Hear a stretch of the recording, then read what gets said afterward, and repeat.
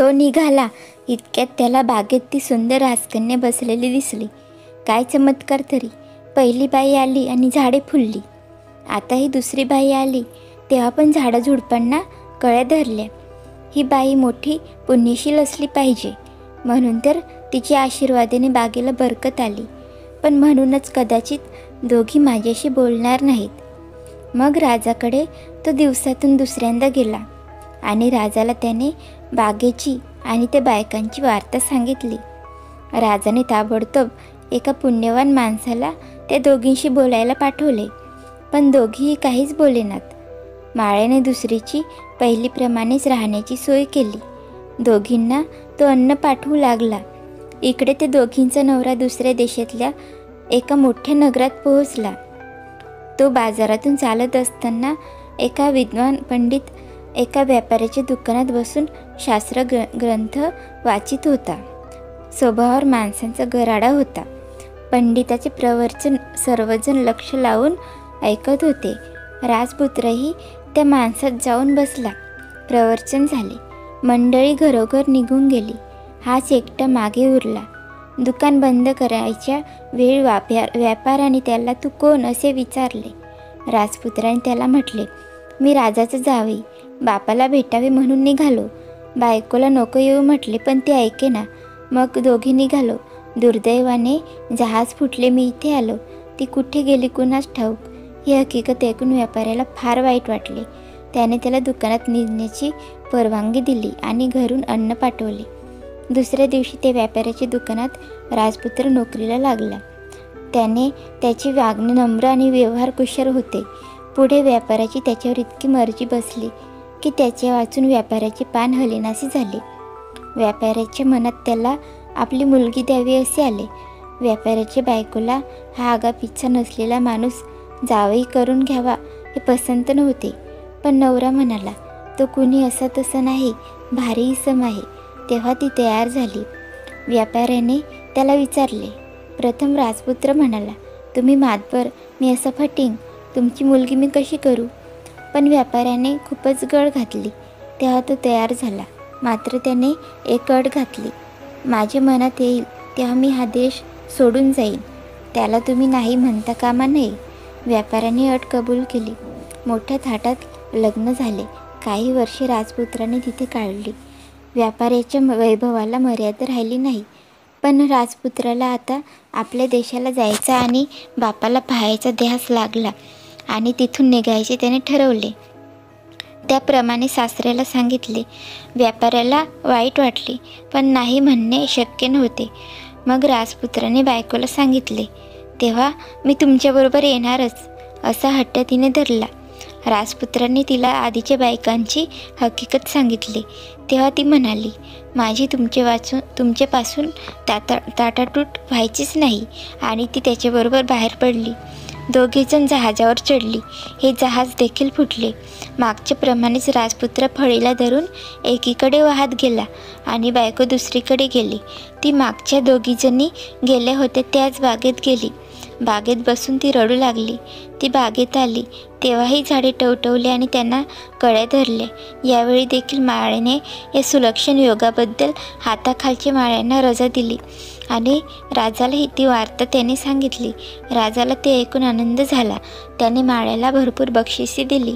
माळी बागेत परतला तेव्हा त्याला ही तिसरी बाई दिली. त्या दोघींसारखीच ही साधी दिसते आहे.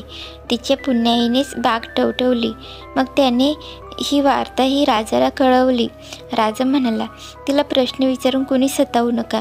अन्न पाणी देऊन तिच्या राहण्याची नीट व्यवस्था करा. यावेळी तिचा नवरा एका निर्जन बेटाला लागला. तिथे घनघोर जंगल होते. त्यात गेल्यावर, देवा तू माझा अंत का पाहतो आहेस. मला वारंवार दुःख का देतो आहेस. मला मरावेसे वाटते. मी लग्न केले म्हणजे का पाप केले. ही शिक्षा मला का देतोस. असे म्हणून तो रडू लागला. त्या निर्जन जंगलात त्याला जगणे अशक्य झाले.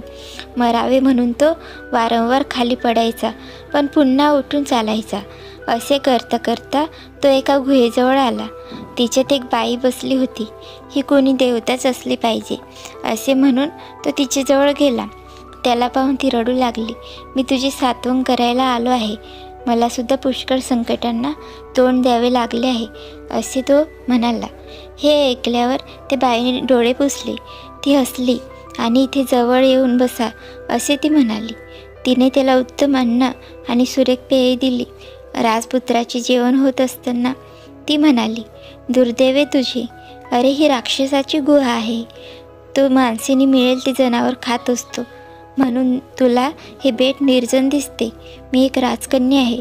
राक्षसाने मला इकडे आणले. मला आपली बायको म्हणतो तो, पण त्याने मला मारले असते तर फार बरे झाले असते. आता तो सावज पकडायला बाहेर गेला आहे. संध्याकाळी परत येईल. देवारे असे म्हणून ती रडू लागली. राजपुत्राने तिची खूप समजूत घातली. तेव्हा ती रडायची थांबली आणि डोळे पुसून म्हणाली, आता तुझी हकीकत सांग पाहू. राजपुत्राने आपली सारी हकीकत तिला सांगितली आणि तो म्हणाला, तरी पण देव दयाळू आहे. त्यांनी मला तुझ्यापाशी आणून सोडले आहे. तर आता मी तुझ्याशी लग्न करतो आणि तुझ्याजवळच कायम राहतो. त्याची मागणी राजकन्याने कबूल केली. तिने त्याला गुहेत बोलावले आणि एका मोठ्या पेटीत लपवून ठेवले. ही पेटी गुहेच्या दुसऱ्या टोकाला होती. पेटी बंद करून तिने देवाची माझ्या नवऱ्याला सांभाळ म्हणून प्रार्थना केली. संध्याकाळी राक्षस परतला आणि थकून जमिनीवर उताना पडला. ही बाई लोखंडाची काठी घेऊन त्याच्या दातात अडकलेले मांसाचे तुकडे काढू लागली. त्याचे हात मग पाय तिने चेपले. राक्षस त्या रात्री खुशीत होता. पण थोड्याच वेळात तो म्हणाला, या जागेत माणूस आहे. कोण ते मला पाहू दे. माझे ऐका. महाराज, इथे माणूस असेलच कसा? बाई ग, माझे नाक कधी दगा द्यायची नाही. तू जा आणि पहा. पण लवकर ये. मी कशी बाई पाहू? मला का तुमचे बळ आहे? मी तर सारा दिवस इथे बसलेलीच आहे. कुणी इथे आले नाही. राक्षस फार संतापला आणि डोळे वटारून तिला म्हणाला, इथे माणूस नक्की आहे. कुठे ते सांग, नाही तर थोड्या वेळात तुला मारीन. खोटे बोलतेस. ती घाबरून कापायला लागली आणि म्हणाली, आज तुम्हाला भक्ष्य मिळालेच नाही का?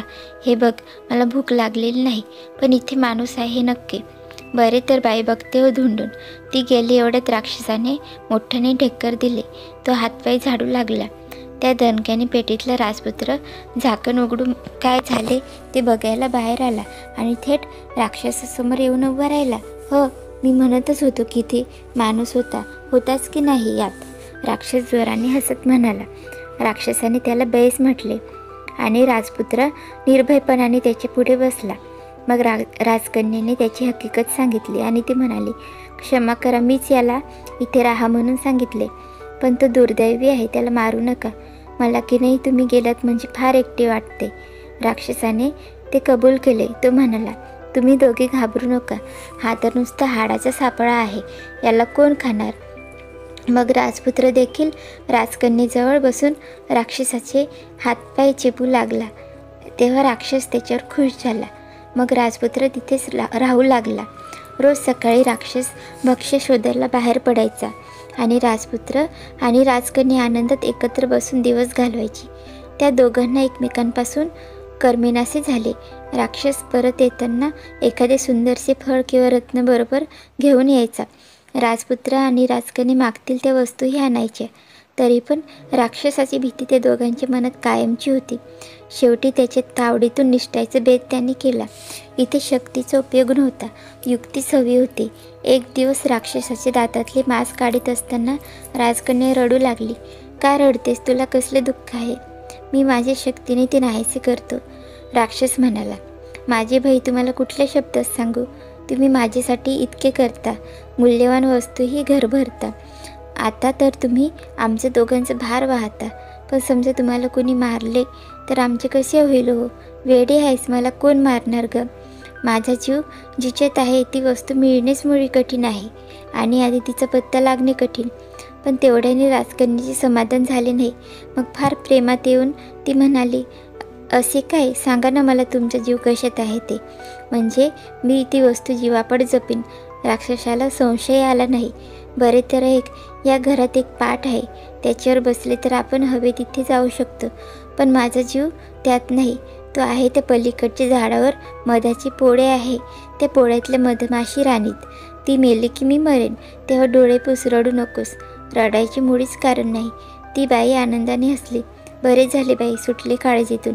त्या पाटाचे सांगितले ते किती बरे झाले. पण आता मी त्या पोळ्यावर सारखी नजर ठेवीन बरे का. असे बोलणे चालू असताच राक्षसाने ती झोपी गेली. सकाळी राक्षस बाहेर गेला. दुपारपर्यंत राक्षसाचा प्राण घ्यायचा. राजपुत्र आणि राजकन्या यांनी बेत केला. राजपुत्राने सगळे अंग कपड्याने झाकून घेतले, फक्त डोळ्यांची जागी चीर ठेवली. मग पाटावर बसून तो ते झाडाकडे उडत गेला. काठी घेऊन ते पोळे त्याने झोडले. हजारो मधमाशा त्याच्या अंगावर चवताळून आले, पण त्याचे अंग झाकलेलेच होते. त्याने राणी माशी हुडकून काढून तिला ठार मारले. ती मेल्यावर राक्षस देखील आरोळी फोडून मरून पडला. मग राजपुत्र पाटावर बसून गुहेत आला. रात्रीपर्यंत राक्षसाने आपल्याला फसवले तर नाही ना, अशी धाकधूक त्यांच्या मनात होती. पण रात्र झाली तरी तो आला नाही. तेव्हा त्या दोघांना तो मेल्याची खात्री पटली. मग सकाळी सर्व सोने नाणे गुंडाळून घेऊन त्या पाटावर बसून ती दोघे राक्षसाच्या प्रेताजवळ गेली. तो मेला आहे असे प्रत्यक्ष पाहिल्यावर राजपुत्र व ती त्या पाटावर बसली आणि राजपुत्राच्या 3 बायका जिथे होते तिथे जायची इच्छा करताच तो पाट त्या राजाच्या बिनफुलांच्या झाडाजवळ येऊन उतरला. राजकन्याला, तू इथेच बैस, मी जरा जाऊन येतो, असे तो म्हणाला. तो जरा दूर गेला नाही. तोच एक विषारी किडा त्याला चावला आणि त्याला महारोगाने ग्रासले. बिचारा इतका दुःखी आणि शर्मिंदा झाला की ते पाटाकडे त्याच्याने जावेना. राजकन्येने बरीच वाट पाहिली. तो आला नाही. तेव्हा पाटाला तिने आपल्याला बागेत घेऊन जायला सांगितले. बागेत गेल्यावर ती रडू लागली. ती बागेत गेल्यावर बाग फुलांनी बहरली आणि झाडाला सुंदर फळे धरली. माळ्याने हे नवल राजाला सांगितले. राजाने त्याला मोठे बक्षीस दिले. नंतर चौथी पुण्यवान बाई त्याला दिसली. राजाने तिला बागेत ठेव, तिची चांगली व्यवस्था कर, असे सांगितले. मग राजा स्वतः ती बहरलेली बाग पाहायला गेला. राजाला घेऊन माळी त्या 4 बायकांकडे गेला. राजाने त्यांना पुष्कळ प्रश्न विचारले, पण त्या चौघींनी तोंडातून शब्दही काढला नाही. राजाला वाटले की त्या बाईशी बोलतील, म्हणून त्याने दुसऱ्या दिवशी राणीला पाठवले, पण तिच्याशीही त्या काहीच बोलल्या नाहीत. राणी म्हणाली, या फारच पुण्यशील दिसत आहेत, कुणा साधूलाच त्यांच्याशी बोलायला सांगायला हवे. तिने राजाला सांगितले. राजाने एका साधूला बोलावून त्यांच्याकडे पाठवले, पण त्याच्याशीही बोलल्या नाहीत. या बायकांना बोलायला लावील त्याला मोठे इनाम दिले जाईल, अशी दवंडी राजाने पिटवली. महारोगी राजपुत्राने ती दवंडी ऐकली. तेव्हा मी त्यांना बोलायला लावीन, असे म्हणून तो ते बागेत गेला. मग पहिल्या बायकोसमोर बसून तो तिला म्हणाला, माझी गोष्ट ऐक, आणि तो गोष्ट सांगू लागला. एक राजा होता. त्याला 4 मुलगे होते. राजाने मुलांना विचारले, कुणाच्या भाग्याने माझी भरभराट होते आहे, राज्य चालते आहे. बाकीच्या राजपुत्रांनी, बाबा तुमचे भाग्याने म्हणून सांगितले. पण धाकटा म्हणाला, बाबा माझे भाग्याने हे होत आहे. राजा रागवला. त्याने धाकट्याला राज्यातून घालवून दिले. तेव्हा त्याची बायको त्याच्याबरोबर आली.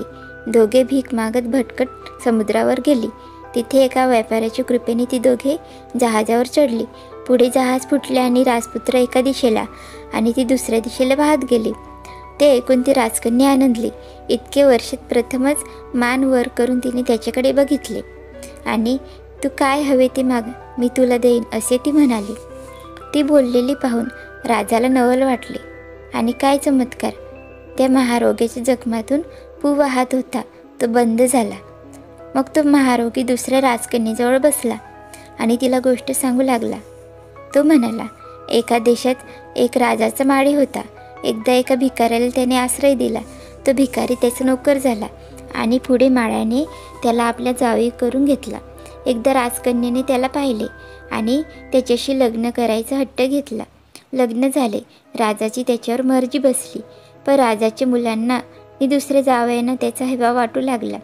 मग पुढे तो त्याला कंटाळला आणि आपल्या घरी जायचा बेत त्याने केला. तो निघाला तेव्हा राजकन्याही त्याच्याबरोबर निघाली. समुद्रात त्यांची जहाज फुटले. राजपुत्र एकीकडे वाहत गेला आणि ती दुसरीकडे. दुसरीनेही प्रथम मान वर करून त्याच्याकडे पाहिले आणि ती म्हणाली, तू मागशील ते मी तुला देईन. तिचा चेहरा आनंदाने तळपताना पाहून राजाला विस्मय वाटला. इकडे महारोग्याच्या अंगावरची सारी क्षते बुजून गेली. तो बरा होऊ लागला. मग तिसरीकडे जाऊन त्याने तिला गोष्ट सांगितली. एका नगरात एक श्रीमंत व्यापारी होता. त्याने एका गरीब माणसाला आश्रय दिला.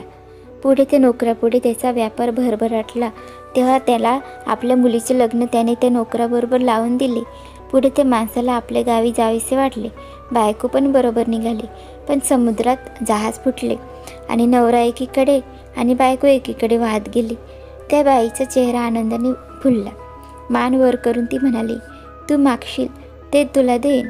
या वेळेला तो महारोगी व्याधीतून मुक्त झाला होता. तो चौथीकडे गेला आणि तिला गोष्ट सांगू लागला.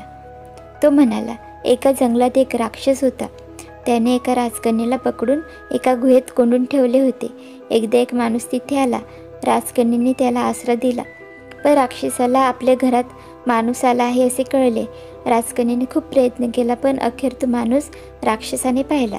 पण राजकन्येने विनवणी केल्यामुळे राक्षसाने त्याला मारले नाही. तो राजकन्येबरोबर गुहेत राहू लागला. पुढे राजकन्येने राक्षसाचे मरण्याचे गुपित त्याच्याकडून काढून घेतले. त्या माणसाने राक्षसाला मारले. मग तिथल्या मंतरलेल्या पाटावर बसून तो माणूस आणि राजकन्या इथवर आली. तेवढ्यात एक किडा त्या माणसाला चावला आणि त्याला महारोग झाला. हा आपला नवरा आहे असे काही राजकन्येला 4 तासांनी ओळखू आले नाही. ती बागेत गेली आणि रडू लागली. राजकन्येचा चेहरा आनंदी झाला. हाच आपला नवरा हे तिने ओळखले. आता त्याचा रोग जाऊन तो पूर्वीसारखा सुंदर दिसत होता. मग त्याला घेऊन ती व्यापाऱ्याच्या मुलीकडे गेली. मग ती तिघे दुसऱ्या बायकोकडे गेली आणि सारेजणी मिळून पहिल्या बायकोकडे गेली. राजपुत्र आणि त्याची 4 बायका आनंदाने नाचू लागल्या. राजाला आणि त्याच्या नोकराला हे पाहून मोठे नवल वाटले. हा कोणीतरी फार थोर माणूस असला पाहिजे असे त्याला वाटले. त्याने राजपुत्राला विचारले, तुम्ही कोण आहात? मला तुमची सारी हकीकत सांगा. राजपुत्राने त्याला ती सांगितली. मग राजाने त्याला आणि त्याच्या बायकांना राजवाड्यात नेले. राजाला मूल नव्हते. राजपुत्राला तो म्हणाला, तूच माझा वारस, रोज दरबारात ये. राजपुत्र दरबारात जाऊ लागला. आता त्याने राज्यकारभारात मन घातले, न्याय आणला, प्रजा सुखी झाली. पण राजपुत्राचे मन सुखी नव्हते. त्याला आपल्या देशाला जाऊन बापाजवळ राहायची फार इच्छा झाली. त्याप्रमाणे त्याने सगळीकडे दूत पाठवले. दूतांनी येऊन सांगितले की तुमचे राज्य दुसऱ्याने घेतले आडे आणि तुमचे सारे कुटुंब कैदेत आहे. मग भरपूर द्रव्य आणि सैन्य घेऊन राजपुत्र आपल्या देशी निघाला. युद्ध करून त्याने ते परक्या राजाचा पाडाव केला.